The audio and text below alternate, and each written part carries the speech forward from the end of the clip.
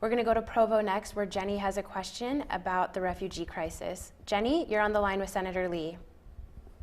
Hello, Jenny. Good evening, sir. Good evening, sir. I would like to know what you think should be done with all the refugees that are flooding Europe right now from Syria and all the war-torn countries there. What should our part be in this, and how would you implement it? Okay, Jenny, thanks for your question.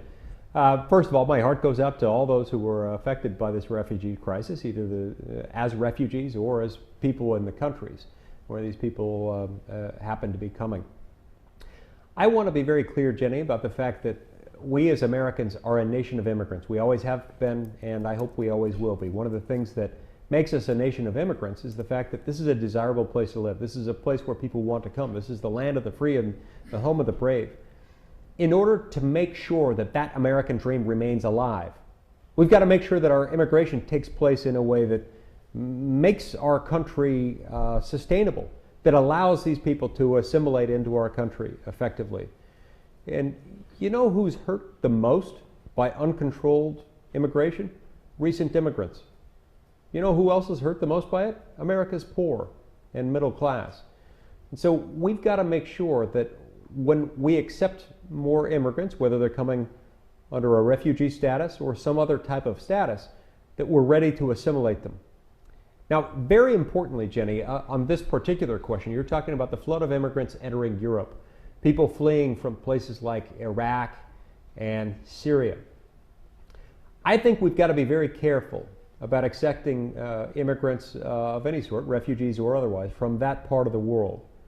A part of the world where ISIS is strong, a part of the world where ISIS has pledged, it has promised, not just threatened, but promised, that it would send people posing as refugees into our country, hell-bent on carrying out jihad within the United States of America. This is bone-chilling, and the fact that we would continue to accept these refugees without doing anything to change the way we're accepting them, the fact that we would do this against the backdrop of FBI Director James Comey saying, there is literally nothing that we can do right now to figure out who among these refugees might be a terrorist. It is unthinkable that we would continue this same system of accepting these refugees from this part of the world without changing something about our process. That's why I was proud to vote for the SAFE Act today. The SAFE Act was a bill that was introduced and passed in the House of Representatives a few weeks ago. The SAFE Act would put a halt on our acceptance of refugees from that part of the world and from other parts of the world where there are a lot of people threatening to harm us, threatening to carry out jihad. It would require us to halt our receipt of refugees from those parts of the world until such time as our government could certify that we are able to discern who among them is a wolf and who among them is a sheep. You know, we're always warned of people who will come to us as wolves dressed in sheep's clothing. And we've got to be very concerned whenever we're receiving immigrants, especially huge waves of immigrants from a part of the world where there are a lot of people who hate us and will do anything they can to hurt us.